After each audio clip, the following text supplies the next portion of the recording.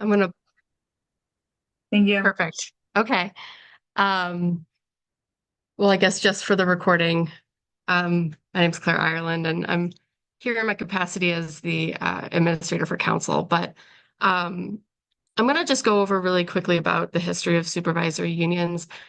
I think a lot of you are probably already familiar. My understanding is, you know, unions have been meeting more or less frequently, more or less formally over, it's really since the inception of supervisory unions.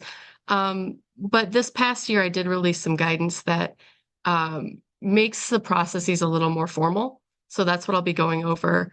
Um, Here today with the Northwest Supervisory Union. Um, you guys are a three-person union or three-district union. I think that's going to make some of this a little bit easier to talk through, but just some basic history. Um, Supervisory unions were established in 1939. You can find their enabling statute in Title 10, Chapter 33. This really outlines the powers and structures of supervisory unions, but what they are at their most basic is sort of a intermediary governmental structure between the natural resource conservation districts at the local level and the state natural resource conservation council at the state level. Um, my read of the history, the documents I have, is that supervisory unions were initially created for administrative purposes. Um, Back in the day, back in 1939, communication would have been a much bigger challenge, particularly how to gather information from the local level and then bring it up to the state level. So that remains a central function of supervisory unions. But they can also do quite a bit more, including, I apologize, I have my daughter here with me today. Um, Thank you. Um, so some of the other things they are able to do, excuse me one second, I apologize.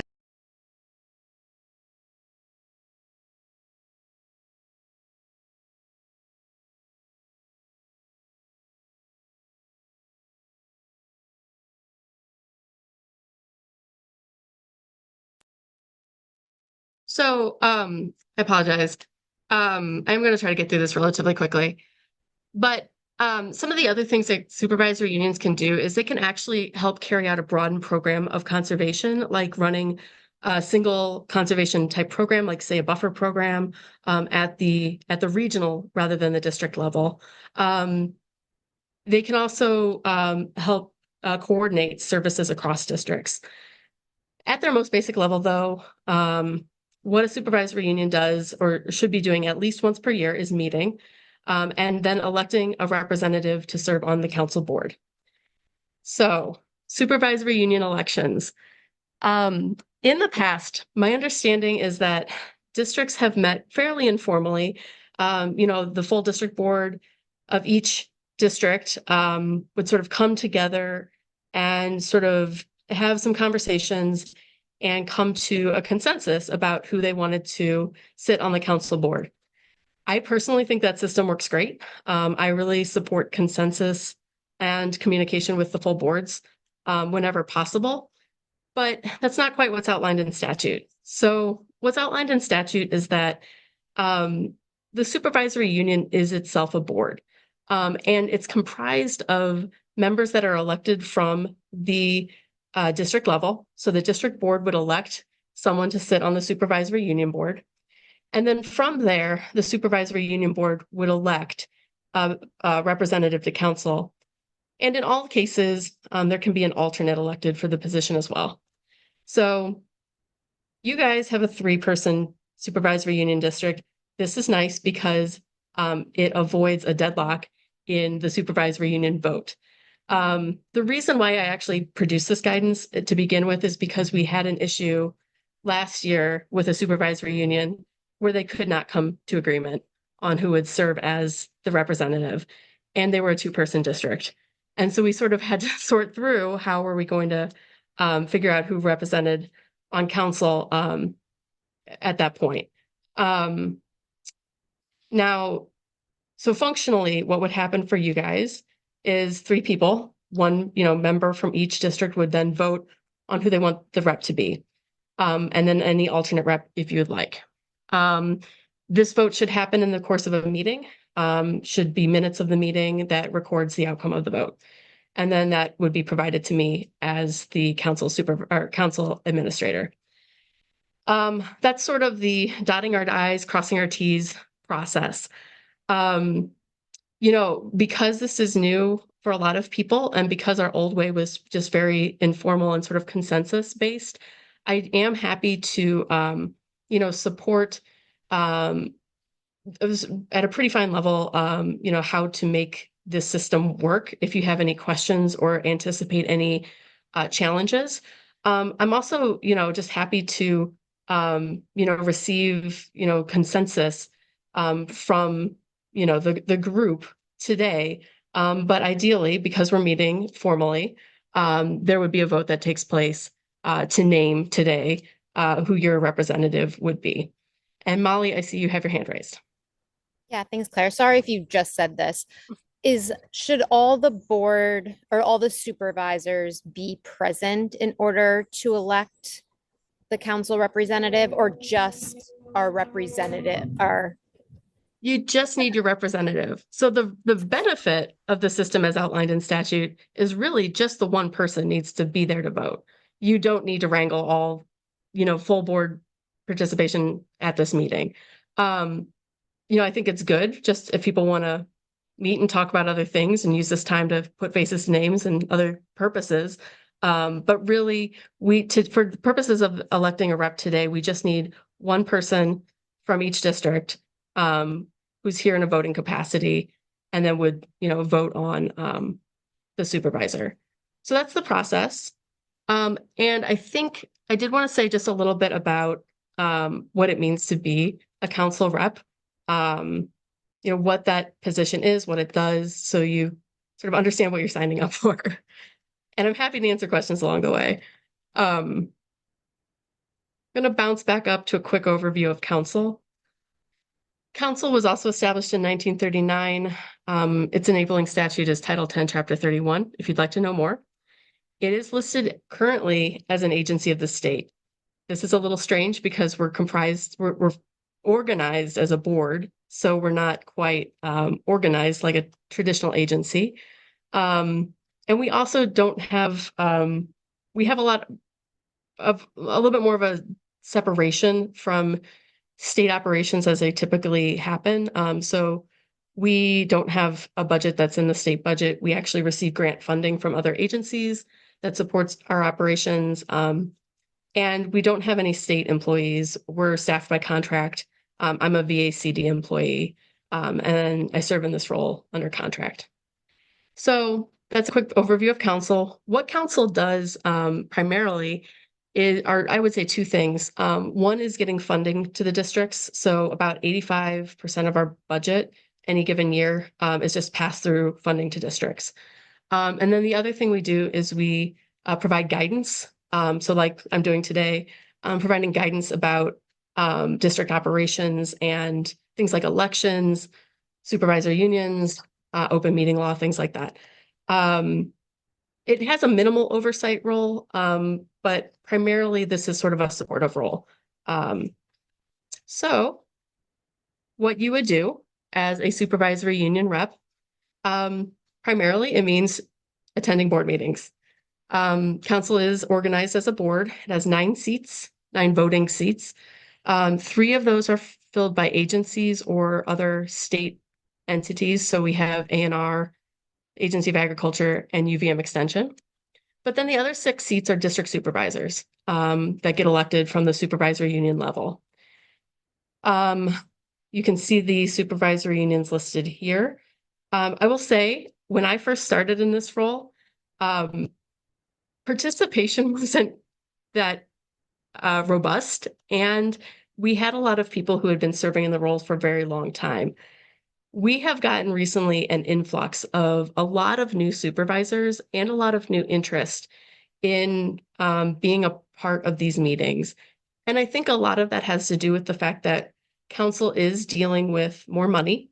I think our annual budget is going to be somewhere between $3.5 and $4 million for next year. So there's a little bit more at stake. And there have been a lot more issues that council has been involved with. So council has a seat on the Environmental Justice Advisory Council. Council recently was named to handle some Act 250 pass-through funding for developing a outreach engagement plan. Council has also been participating in conversations around county and regional governance and stormwater utility development here in the state. So there's been a little bit more representation from council to other state initiatives in past years. So what the board would do is, meet and consider a variety of things that I would bring to the board's attention, either a request to approve a budget, talking about policy development for council itself, talking about how to, at a state level, provide services to districts. So how can we help districts who need office space? Can we connect districts to state resources? Is there another way we can approach that sort of together and form a statewide plan? So it's a lot of connecting the dots with funding and resources and guidance. I really do rely very heavily on the supervisory union reps. So I really, really appreciate anyone who serves in this role. For you all, the longstanding supervisory union rep was Richard Noel. I think he might have been our longest serving rep ever. I can't verify that, but we really, really appreciate his service, and we need someone to step up and to fill that role. Again, I'm happy to meet whoever gets elected as the rep. I'm happy to meet with you one-on-one.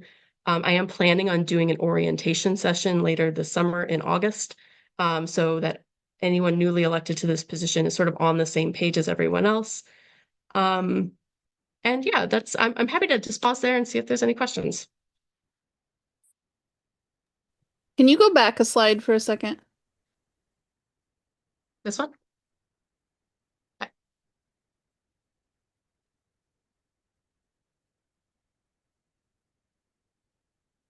I'm also happy to send these slides out. Are there any other questions? Hey, Claire, could Yeah. you just provide a really high level overview of the difference between council and VACD? Yes. So council is an agency of the state. It is a state entity, and VACD is a nonprofit entity. Both of them exist to serve and support the districts, but they have a little bit of a different flavor of what they do. Council is more of in a position of developing guidance and support around things like legal compliance, connection to state resources. Like, for example, I can bring issues to the state attorney general's office from the district level for consideration. So like connection to other state resources.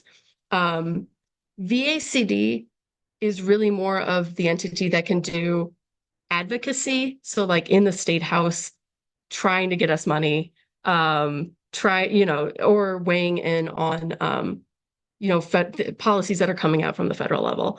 That's really more of VACD's thing, though we are going to be talking about with council what sort of some procedures that might be appropriate for when council does need to weigh in on something in the legislature, like if we're named to something.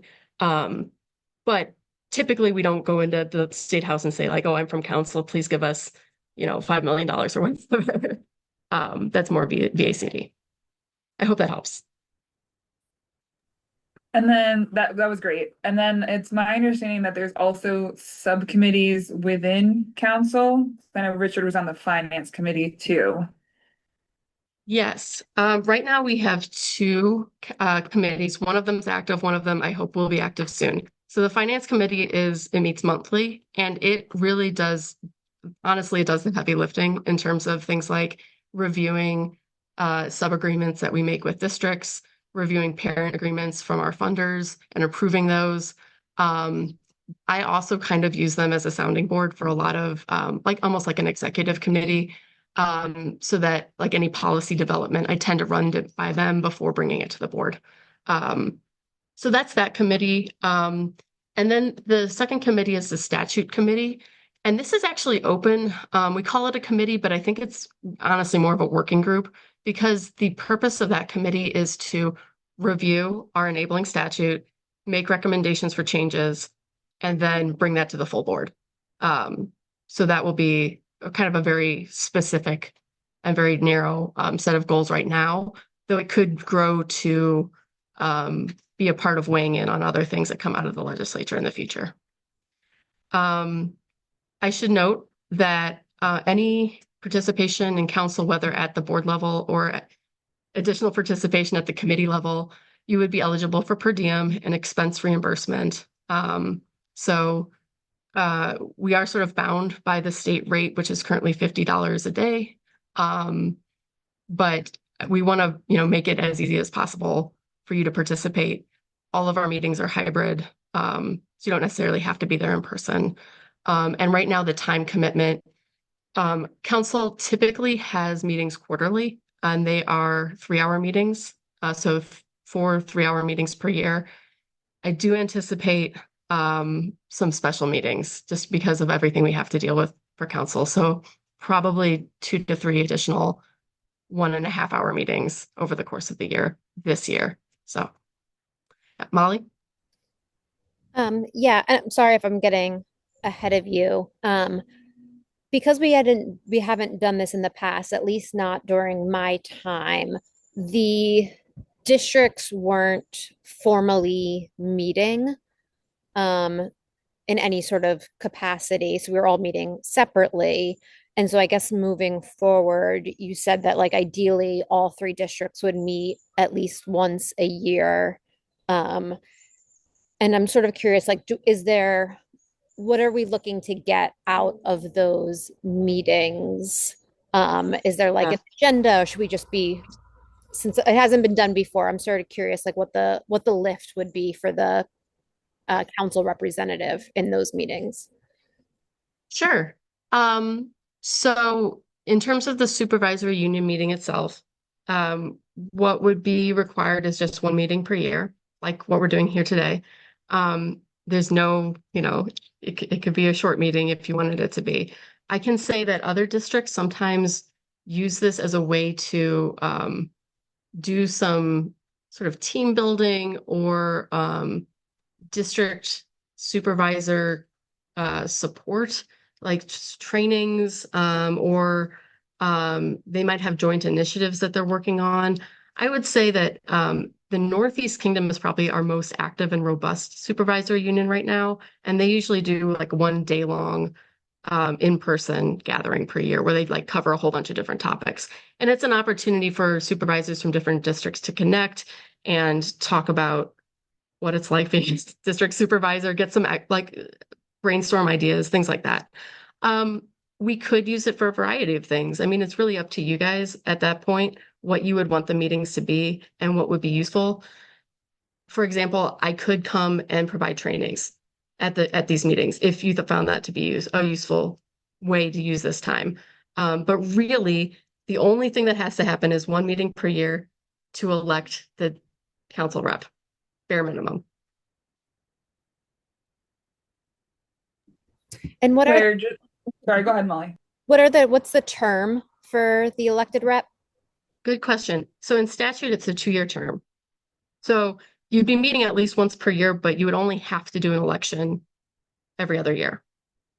That's a good point of clarification. Does the elected person, I guess, for the representative from each district and then for the actual NRCC rep, does it have to be a voting board member or can it be an associate board member? Council doesn't really have associate board members. We have are alternates. So we have the rep and then the alternate who would serve as the voting member if the rep can't be there for any reason. So those would both be voting positions. We don't really have non-voting sort of like ancillary positions. But I would say that all council meetings are open. And if you're interested in participating or in helping out, I'm not going to say no. You can always show up and help, and I'd be happy to talk with you. I apologize, Claire. I meant on our boards. Oh, sorry. It would have to be an elected official. So it would be the supervisor. Thank you. And then Rena, did you have a question? Yeah, just out of curiosity, who has the power to change the statute, the enabling statute for the council? The legislature. And so through the statute review committee that we have, we may want to make changes to this. It could be on the table of, I said this in a recent orientation session that I gave, but there's a question about whether these structures are useful or not anymore. If they really are just a mechanism of getting supervisors appointed to council, maybe that could be done a different way. If we do still think these entities are useful, there may be ways to build them out and support them more. So for example, you can actually hire staff at the supervisory union level, but if you do, they have to be state employees. So that's kind of an interesting vestige of what's currently in statute that maybe gives some idea of how these were intended to be used initially and could still be used today. So it's an open question, but the power to change it would have to come through an act of the legislature.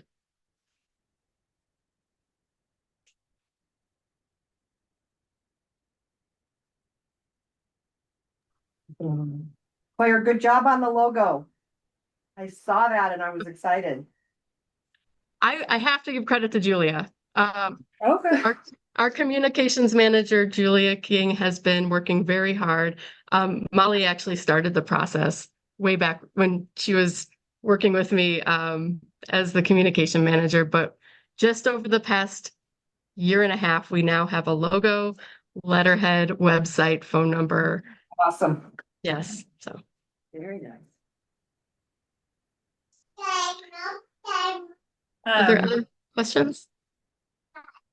Can I just add that I have always felt in a state the size of Vermont that this is not a structure that is all that critical to our proper functioning, and that my opinion is that it's just another layer of I'm not going to say bureaucracy, because I think there can be some good that comes out of it, but I just feel like there's got to be a simpler way to appoint people to the council besides this whole structure. I think it was probably modeled after bigger states, Claire, way back when, and just it does feel like it's something that could be addressed in the statute. I'm happy to take feedback about that. And maybe this is something we reach out to all supervisors about as part of our statute review process. From my perspective, I have not seen these structures used very much. And in fact, most people have struggled to do the, annual meeting. You guys aren't alone in that. And so there is a question about whether or not this is just a checkbox at this point.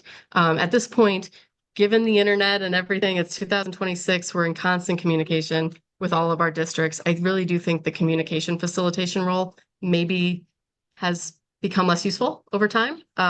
But again, there are other things that can be done with the supervisory union structures, like maybe creating fund pools at this level or having administrative support at this level. There have been various ideas kicked around over the past couple of years. So, Emily? Well, that could still happen even without it being officially under a supervisory union, right? It could. Yep. Absolutely. Yep. Emily? So you said that if these supervisory unions, they could hire employees, but they'd have to be state employees. How do they get paid? Does that mean the state pays them? Does that mean we could have a shared employee whose salary was paid by the state? It's hypothetically possible. Whether or not it's logistically possible at this point is a big question. We would have to, and this came up in our recent orientation, but in order to make that happen, the first step is that we would have to include a budget request for that position in our request, the information we provide to the Agency of Agriculture as part of our annual budget request. The amount for that position would have to get approved, and then the state would have to actually approve creating a position. Right now, that's maybe a little politically challenging because we understand that the state has been trying to avoid creating new state employee positions. But that is hypothetically possible, and I have heard some interest from other supervisory unions. So I will likely be asking more questions about how we can actually make this happen. But it would be a little bit of a quirk because those would be the only state employees in our entire system at this point. So it's just some But interesting, yeah. from your answer, I'm getting the vibe that it like the total state funding that we get, that if we're asking for these new paid employee positions, that it would just come out of that money that we're getting anyway. Is that right? That's a risk. It is a risk, yeah. It would be unlikely to be additional free labor that We would have to, no, it would not be additional free labor. Anything that would go through the state is something we would have to pay for one way or the other. Right now, the default is that it goes against our core services award without a separate appropriation specifically for that. Yeah. All right, well, that seems less useful. Thank you. Yeah, of course. I know people get excited when they hear that, but it's the logistics behind making it happen are a little challenging. I want to put it on, out there because there has been some interest, and if there's enough interest, I am happy to work through the challenges to see if we can make it happen. But yeah. So, any other questions?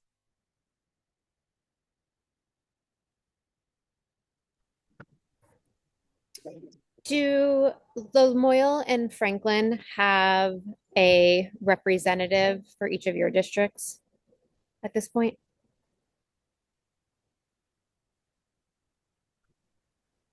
No.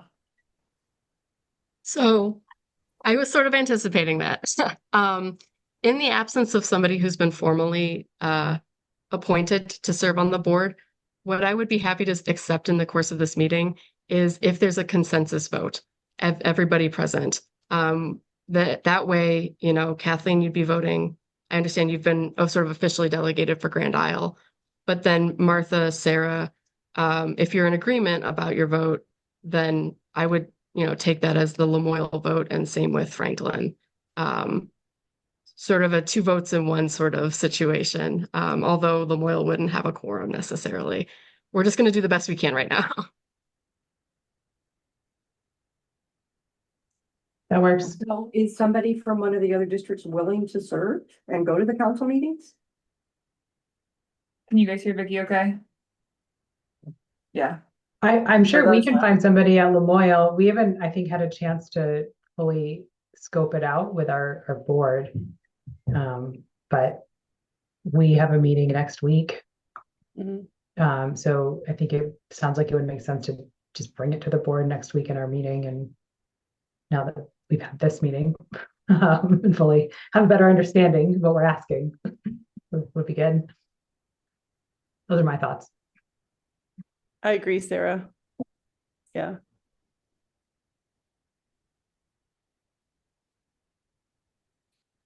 I'm going to be right back.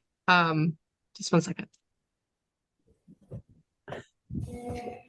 Kathleen, not to put you on the spot, but I want to give you the opportunity. If you're interested in serving as the representative on council, Sure, I'd be happy to if they want me. It's been fun learning all this stuff. So more acronyms. it's crazy, isn't it? Oh my gosh, you people. Be fun to like come up with my own acronyms around my house.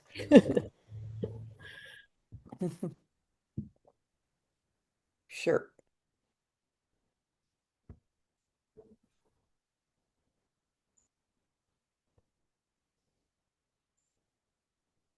Here's with us the updates that Richard used to. We just had a little chat in Franklin, and we have consensus that we would support Kathleen serving as the coordinator, the representative for council for us. And then Molly, I know and Melanie and Emily, I know you guys know that there's now these like updates that Julia's requesting every time. And I'm wondering too if we can like maybe implement a system that goes backwards to where Kathleen's maybe sending out the update from council back to us. I know like we didn't necessarily I didn't nail that with Richard. I'll just own that. But I think we could Richard did with us, but not when he was supposed to. we could just like make sure communicate all the with stuff's of it. getting shared across all 3 districts type of thing. I will say, I do think those reports have been very useful for me, just to see a listing of everything that's happening, because I don't have as much contact as I'd like to with districts on a day-to-day basis. So thank you for everyone who's fed into those in the past.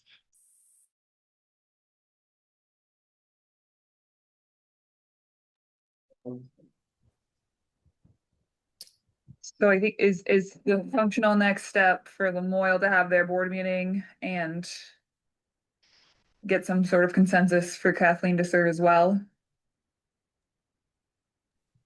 Sarah and Martha, do you support that Kathleen serving at this time? Yeah, I do. Yes, yeah, that's fine. So right now, because we have a council meeting at the end of June, I will list Kathleen as the voting rep for the Northwest. And then we can sort of go back and dot our I's and cross our T's. Lamoille can have their conversation, officially appoint somebody to this board. And then you guys can just sort of notify me after the fact of how that shakes out.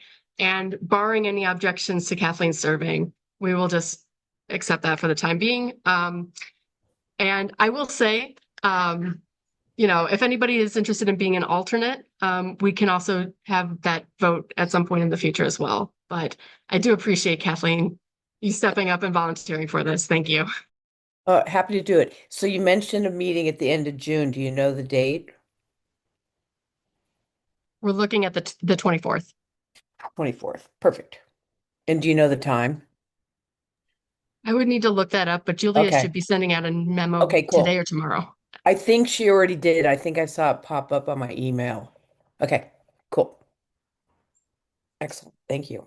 And Claire, it might make sense, maybe you and Kathleen could connect just to so I can, since Kathleen is a new supervisor generally, to connect just about like that flow of information and what would be helpful to send and just what that looks like.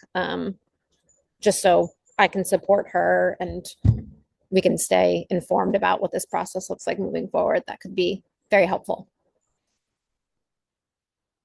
Absolutely.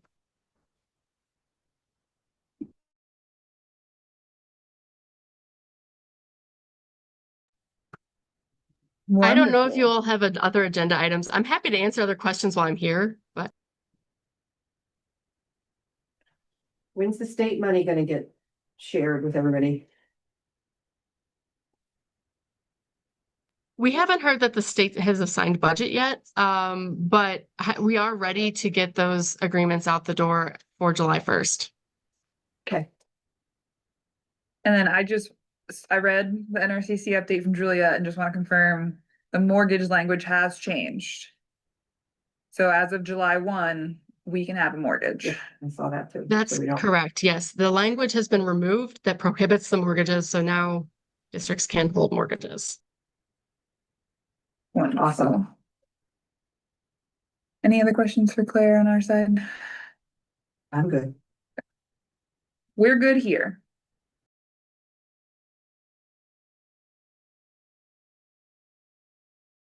Well, thank you, everyone. I am going to hop off, but I really appreciate connecting with all you today. And again, Kathleen, I'll follow up with you and Molly. And if there's anything else I can help with, maybe Lamoille after your board meeting, or I can even attend your board meeting if that's helpful. Just let me know. All right. Molly, can you stay on for a second? And Julie, can you also stay on for a second? All right. Well, take care, everyone. Thank you, Claire. Claire. Thank you.